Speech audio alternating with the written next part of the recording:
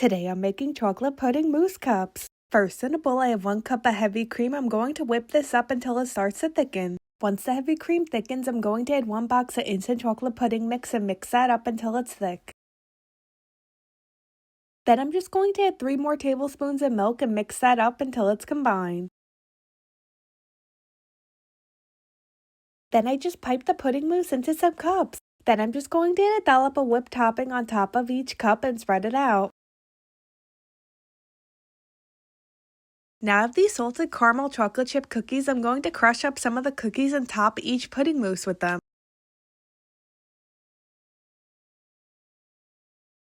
Lastly, I'm going to drizzle some chocolate sauce on top.